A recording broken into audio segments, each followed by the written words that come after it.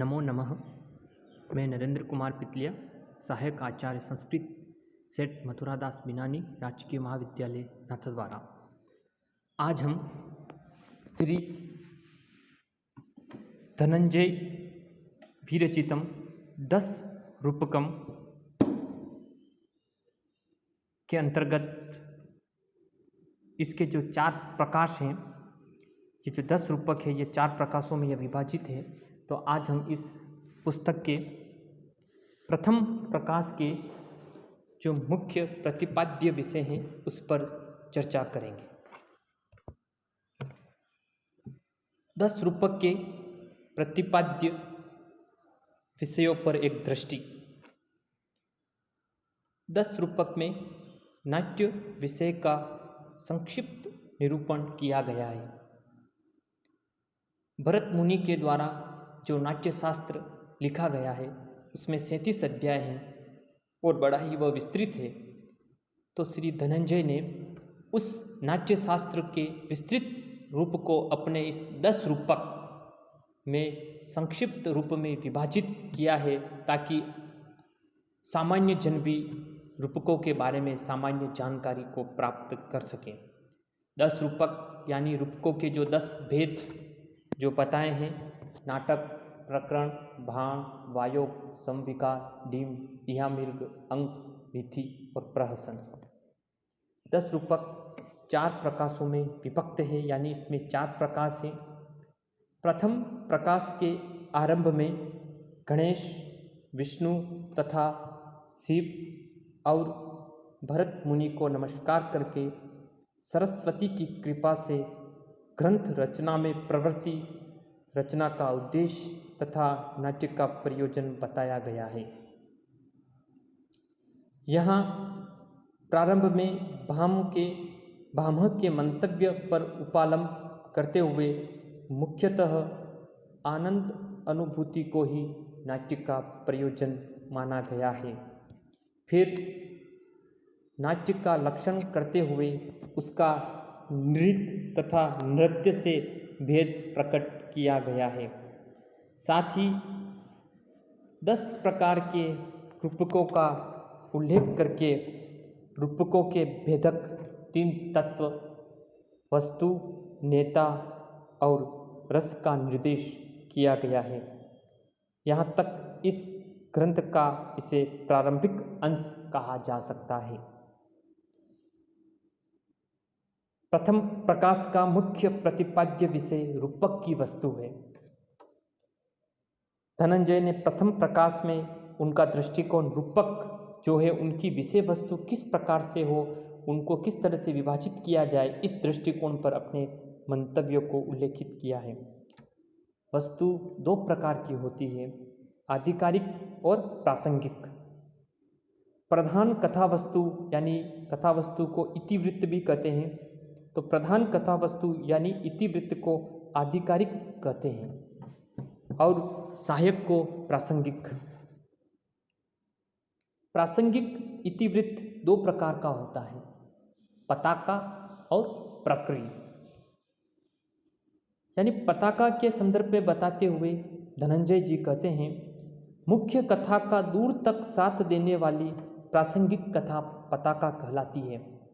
जैसे रामायण की कथा में सुग्रीव की कथा, यानी वाल्मीकि कृत रामायण में जो सुग्रीव की जो कथा है वह मुख्य कथा के साथ साथ बहुत दूर तक चलती है। यानी सुग्रीव राम के राज्य प्राप्ति में सहायक होता है और सुग्रीव का भी अपना मंतव्य होता है, उसके भी अपने राज्य को पुनः प्राप्त करना। इसलिए रामायण की कथा में सुग्रीव की कथा बहुत दूर तक चलती है, तो इसलिए मुख्य कथा का दूर तक साथ देने वाली प्रासंगिक कथा पताका कहलाती है। किंतु मुख्य कथा के साथ थोड़ी दूर तक चलने वाली प्रक्रिया होती है। यानी जो कथा वस्तु मुख्य कथा के साथ थोड़ा सा ही उसका वृतांत होता, थोड़ा सा ही उसका चलना होता है, उसका प्रवाह होता है, वह जो होती है वह प्रक्रिया कहलाती है। जैसे रामायण की कथा में श्रवण या जटायु की कथा, यानी रामायण में जो जटायु और जो श्रवण कुमार का जो वृतांत आता है वह बस अल्प समय के लिए ही होता, थोड़ा सा ही वृतांत है, तो वह प्रक्रिया कहलाती है। पताका के प्रसंग में धनंजय ने पताका स्थान या पताका स्थानक का भी निरूपण किया है। पताका स्थानक की परिभाषा देते हुए धनंजय जी कहते हैं, जहाँ समान विशेषणों के द्वारा या अन्योक्ति से आगे आने वाले प्रस्तुत अर्थ की सूचना दी जाती है, वह पताका स्थान या पताका स्थानक कहलाता है। भाव प्रकाशन, जिसके रचनाकार शारदायतन हैं, उन्होंने भी कहा है कि भाव प्रकाशन में इसे तीसरे प्रकार का प्रासंगिक इतिवृत्त ही बतलाया गया है। किंतु धनंजय ने ऐसा कुछ भी नहीं कहा। यह पताका इत्यादि मुख्य कथा के विकास में सहायक होते हैं, यानी मुख्य कथा के विकास में इन पताका आदि की आवश्यकता होती है। पताका, प्रक्रिया, ये रूपक की कथा वस्तु को आगे बढ़ाने में सहायक रूप में होते हैं। किंतु यदि कथा वस्तु सरल है तो इनके बिना भी हो सकती है। अगर कथा वस्तु में प्रभावमयता नहीं है, सरलता ली हुई है, पाठकगण उबौपन को प्राप्त नहीं हो रहे हैं और वे रसों की प्राप्ति कर रहे हैं, तो इनके बिना भी कथा वस्तु अगर सरलता को लिए हुए हैं तो इनके बिना भी कथा वस्तु हो सकती है। अतः ये कथा वस्तु के अन्यवाय अंग नहीं है। ये आधिकारिक और प्रासंगिक कथाएं भी तीन तीन प्रकार की होती है: प्रख्यात, उत्पाद्य और मिश्रित। इनमें से किसी एक प्रकार की कथा वस्तु का आश्रय लेकर रूपक की वस्तु योजना की जाती है। अभी हम सामान्य परिचय को देख रहे हैं, बाद में हम विस्तृत रूप में जब प्रथम प्रकाश को पढ़ेंगे तो प्रख्यात, उत्पाद, मिश्र और जो कुछ भी आएगा उन सब का विस्तृत, पांचों अर्थ प्रकृतियाँ, पांचों कार्य अवस्थाएं आदि सभी कारिकाओं के अंतर्गत हम उनका विस्तृत अध्ययन करेंगे। सामान्य रूप से ये जानकारी अभी हम प्राप्त कर लें कि धनंजय के द्वारा विरचित इस 10 रूपक के अंतर्गत किन किन विषयों को समाहित किया गया है। अगला इसमें है वस्तु योजना की दृष्टि से कथा वस्तु का विभाजन। धनंजय ने इस 10 रूपक के प्रथम प्रकाश में वस्तु योजना की दृष्टि से भी कथा वस्तु का विभाजन किया है। इतिवृत्त यानी कथा वस्तु नाटक का शरीर है, यानी जिस प्रकार से किसी व्यक्ति विशेष का व्यक्तित्व उसके शरीर से प्रतिभाषित होता है, प्रतिभाषित होता हुआ दिखाई देता, उसी प्रकार से जो कथा वस्तु है या जो नाटक का शरीर होता है उसमें प्राणों का संचार करता है, एक पहचान दिलाता है। जिस प्रकार से किसी व्यक्ति विशेष की पहचान शरीर के द्वारा होती है, उसी प्रकार से नाटक में भी इतिवृत्त यानी कथा वस्तु उसके शरीर के समान है, उसको प्रतिभाषित करने का कार्य कथा वस्तु करती है। कवि इतिवृत्त की सुव्यवस्थित योजना करता है और कर्मिक विकास का ध्यान रखता है। इसी से कथा वस्तु रोचक और ग्राह्य बनती है। नाट्य शास्त्र के अनुसार इतिवृत्त का विभाजन 5 संधियों के आधार पर किया जाता है। ये 5 संधियां हैं: मुक्त संधि, प्रतिमुक्त संधि, घ्रप संधि, अवमर्श और उपसंहार संधि। यानी नाट्य शास्त्र के जो इतिवृत्ति को 5 संधियों में विभाजित किया गया है, जो प्रमुख 5 संधियां मुक्त संधि, प्रतिमुक्त संधि, घ्रप संधि, अवमर्श और उपसंहार संधि, इन संधियों के बारे में हम विस्तृत विवेचन बाद में करेंगे, इनकी कारिकाओं के अंतर्गत देखेंगे। सामान्य रूप में अभी हम संधि का अर्थ देख लेते हैं। यह संधि व्याकरणिक संधि से भिन्न है।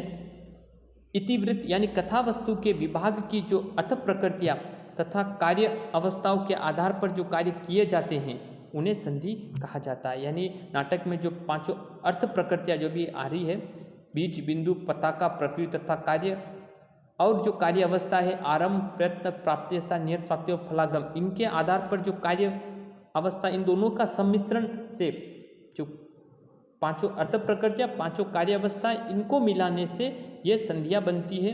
और ये संधियां इसमें 64 प्रकार की संधियां धनंजय ने इस 10 रूपक में उल्लेखित की है। इसलिए नाटक आदि में इतिवृत्त का नायक का कोई लक्ष्य होता है, वही फल कहलाता है। यानी जो कथा वस्तु होती है, नाटक होता है, उसमें नायक का कुछ न कुछ एक लक्ष्य होता है। नाटक की शुरू से लेकर अंत में हमें मालूम पड़ता है कि एक किसी एक लक्ष्य को लेकर ही ये पूरा नाटक चलता रहता है। उस फल सिद्धि के उपाय ही क्या कहलाते? अर्थ प्रकृतियाँ कहलाती है। यानी नाटक में नायक को फल की प्राप्ति करनी है और फल प्राप्ति के सिद्धि के जो उपाय हैं वही इसमें क्या कहलाती है, अर्थ प्रकृतियाँ कहलाती है।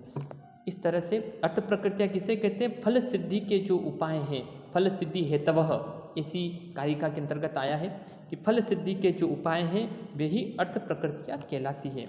और ये अर्थ प्रकृतियाँ 5 हैं, बीज, बिंदु, पताका, प्रकृति तथा कार्य। फल को लक्ष्य करके किया गया जो नायक का व्यापार है उसकी भिन्न भिन्न अवस्थाएं या कार्य अवस्थाएं होती है, वही क्या कहलाती है, कार्य अवस्थाएं कहलाती है। अब इन्होंने पांचों अर्थ प्रकृति के पांचों कार्य अवस्थाएं किसको कह रहे हैं कि जो कर्ता विशेष है वह फल को लक्ष्य करके यानी फल प्राप्ति को लक्ष्य करके नायक का जो व्यापार होता है, नायक पूरे नाटक में जब वो चलता है उसकी कथा की प्रभावमयता होती है, तो नाटक का जो नायक अपने फल प्राप्ति को करने में, उसके फल प्राप्ति में जो भी विघ्न बाधाएं आती है, फिर वो बाधाएं चली जाती है, तो उसकी जो जो अवस्थाएं होती है उन अवस्था को ही यहाँ कार्य अवस्थाएं कहा जाता है। और भारतीय नाट्य शास्त्र के अनुसार ये कार्य अवस्थाएं 5 हैं। कौन कौन सी हैं 5? आरंभ, प्रयत्न, प्राप्तयसा, नियत प्राप्ति तथा अंत में फल की प्राप्ति यानी फलागम। 10 रूपक के अनुसार अर्थ प्रकृतियों का कार्य अवस्थाओं के साथ कर्मश संबंध होने पर संधि का उद्भव होता है। यानी पांचों अर्थ प्रकृतियां और पांचों कार्य अवस्थाएं, इन दोनों का सम्मिश्रण से इनके मिश्रित होने पर ही यह संधियों का उद्भव होता है। और धनंजय जी कहते हैं कि इन संधियों की संख्या 10 रूपक में 64 अंग इन संधियों के माने जाते हैं। इनका रूपक के विभिन्न प्रकारों में यथासंभव प्रयोग किया जाता है। सभी रूपकों में समस्त संधियों या संध्य अंगों का प्रयोग अन्यवाय नहीं है। यानी सभी प्रकार की संधियाँ, 64 प्रकार की संधियाँ प्रयोग में ली जाए ऐसा कोई अन्यवाय नहीं है। 10 रूपक के अनुसार रूपक में इन संधि अंगों के 6 मुख्य प्रयोजन बताए हैं। यानी धनंजय जी ने इन संधियों के प्रयोग के जो 6 प्रयोजन हैं वो निम्न प्रकार के हैं। इनकी योजना से कथा वस्तु में क्या होती है, क्रमबद्धता रहती है, कथा वस्तु इधर से उधर हटती नहीं है, पाठकगण उभवपन को प्राप्त नहीं होता है, पाठकगण उस नाटक में खुद को रमा हुआ महसूस करता है। फिर रोचकता होती है, रुचि जागृत रहती है, प्रभामयता होती है तथा रसा आस्वादन की अभिवृद्धि हुआ करती है। इस तरह से इन संधि अंगों के ये 6 मुख्य प्रयोजन हैं। इसी प्रथम प्रकाश में फिर धनंजय जी ने कथा वस्तु को वर्णन की दृष्टि से भी कथा वस्तु का विभाजन किया है। रूपकों का मुख्य उद्देश्य रसास्वादन कराना है। यानी जो हमारे 10 रूपक हैं उनका मुख्य प्रयोजन यही है, पाठकगण का मनोरंजन कर उनको रसास्वादन कराना। यानी सिर्फ काव्य का प्रयोजन ये नहीं काव्य की रचना कर दी है, काव्य की रचना करने का मुख्य उद्देश्य कवि का दृष्टिकोण वह होता है कि जो भी पाठकगण काव्य को पढ़े वो उसका रसास्वादन करे।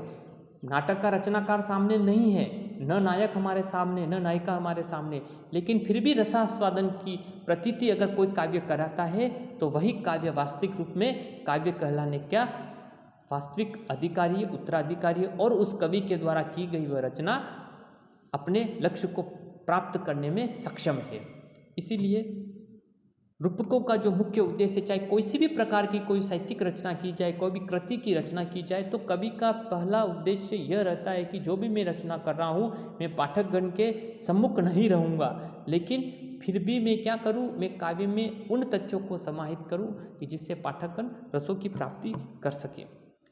किंतु इतिवृत्त की सभी घटनाएं सरस नहीं हुआ करती, साथ ही कतिपय घटना ऐसे भी होती है जिनका रंगमंच पर दिखाना वांछनीय नहीं होता है। अब कवि यहाँ पर इस बात को बता रहा है कि रसास्वादन कराना कवि का मुख्य उद्देश्य है, लेकिन रंगमंच पर सारी जब नाटक खेला जाता है तो रंगमंच पर सारी कुछ चीज़ें ऐसी होती जिनको रंगमंच पर दिखाना पाठक के रस कार्य में बाधा को उत्पन्न कर सकते। जैसे वध का कार्य है, इसको दिखाने से पाठकगण क्या करता है, बड़ा ही संकुचित अनुभव करता है। तो इसी प्रकार के कुछ ऐसे इतिवृत्त भी होती हैं जिनको रंगमंच पर दिखाना वांछनीय नहीं होता है। इसीलिए कथा वस्तु में इनकी क्या सूचना दे दी जाती है सिर्फ। इसीलिए कहते हैं कि कथा वस्तु के इन्होंने वर्णन की दृष्टि से 2 भाग किए हैं, सूच्य और दृश्य। जो घटनाएं नीरस है या अनुचित होती है, किंतु कथा प्रवाह के लिए उनका जानना आवश्यक होता है। उनकी केवल सूचना दे दी जाती है, यानी उनका विस्तृत वर्णन नहीं किया जाता। यानी जो घटना सिर्फ सूचना देने के लिए होती है, कथा प्रवाह में उनको जानने की कोई आवश्यकता नहीं होती, उनकी केवल सूचना मात्र ही दे दी जाती है, वही सूच्य इतिवृत्त है। जो रोचक तथा सरस घटनाएं होती है, उनका विशद वर्णन किया जाता है और रंगमंच पर अभिनय भी, वही दृश्य इतिवृत्त है। यानी जो घटनाएं रोचक होती है, रस के में सहायक होती है तथा सरस घटनाएं होती है, उनका विशद वर्णन प्रस्तुत किया जाता है और रंगमंच पर अभिनय भी किया जाता है, वही दृश्य इतिवृत्त है। सूच्य इतिवृत्त की सूचना देने के लिए रूपक में 5 प्रकार के अर्थोपेक्ष यानी अर्थ के जो सूचक है उनका प्रयोग किया जाता है। यानी सूच्य घटना की सूचना देने के लिए जो सूच्य घटना जो मात्र केवल जो घटनाएं हैं सूचना देने के लिए होती हैं, उनको धनंजय ने इसमें 5 प्रकार के इनको अर्थोपेक्ष नाम से इनको बताया है। अर्थ के सूचक अर्थोपेक्ष यानी अर्थ के जो सूचक है उनके 5 प्रकार इन्होंने बताए हैं। विष्कंभक, चूलिका, अंकाश, अंकावतार और प्रवेशक, ये 5 प्रकार के इसमें अर्थोपेक्ष बताए गए हैं। दृश्य इतिवृत्त का रूपक में अंगों में विभाजन किया जाता है। अंगों की संख्या सभी रूपकों में समान नहीं होती है। यानी जो दृश्य इतिवृत्त होता है उसका अंगों में विभाजन होता है और फिर उनकी अंगों में संख्या समान नहीं होती है। अब आ रहा है नाट्य धर्म की दृष्टि से वस्तु विभाजन। अब यहाँ पर कवि ने वस्तु की दृष्टि से किया, अब हमें बता रहे नाट्य धर्म की दृष्टि से वस्तु का विभाजन किस तरह से होता है। भारत के नाट्य शास्त्रियों ने पाश्चात्य नाट्य शास्त्र के समान संवाद को पृथक नाटक का तत्व नहीं माना, अपितु वस्तु के अंग के रूप में ही संवाद का विचार किया है। संवाद की दृष्टि से वस्तु 3 प्रकार की होती है, श्रव्य, नियत श्राव्य और अश्राव्य। श्रव्य का अर्थ होता है श्रव्य यानी सभी के सुनने योग्य जो घटना है वे कथा वस्तु है वो इतिवृत्त। नियत श्राव्य या नियत श्राव्य यानी कुछ ही व्यक्तियों के सुनने के लिए जो भाग है कथा वस्तु का जो अंग है जो संवाद है वो, और अश्राव्य यानी किसी के भी सुनने योग्य नहीं। श्रव्य श्राव्य को रूपक में प्रकाशम शब्द के द्वारा प्रकट किया जाता है। यानी जो श्रव्य श्राव्य जो वस्तु का जो एक भेद है इसको रूपकों में प्रकाश के नाम प्रकाशम शब्द के द्वारा भी प्रकट किया जाता है। और नियत श्राव्य जो 2 प्रकार का होता है, जनांतिक और अपवारित। जनांतिक और अपवारित। अश्राव्य को स्वगत भी कहते हैं, जो किसी के सुनने के लिए योग्य नहीं होता है, जो मन में ही बात की जाती है उसको स्वगत भी कहते हैं। इसके अतिरिक्त आकाश भाषित नामक एक अन्य प्रकार की नाट्य उक्ति भी होती है। इस तरह से आज हमने धनंजय के द्वारा विरचित 10 रूपकम के प्रथम प्रकाश के जो मुख्य प्रतिपाद्य विषय हैं उनके बारे में सामान्य जानकारी को प्राप्त किया। इस चर्चा से हमें यह मालूम हुआ कि धनंजय ने जो प्रथम प्रकाश में जो कारिकाएं हैं उनके मुख्य विषय क्या है, किसका प्रयोजन है, किस प्रयोजन से इस प्रथम प्रकाश की कथा वस्तु को संबद्ध किया गया है, कथा वस्तु को किस तरह से विभाजन नाट्य में किया जाता है, इसके बारे में हमने सामान्य जानकारी को प्राप्त किया। अगली वाली क्लासों में इसी तरह से हम इसके द्वितीय, तृतीय, चतुर्थ प्रकाश के मुख्य प्रतिपाद्य विषय को देखेंगे। उसके पश्चात हम कारिकाओं को पढ़ेंगे। धन्यवाद।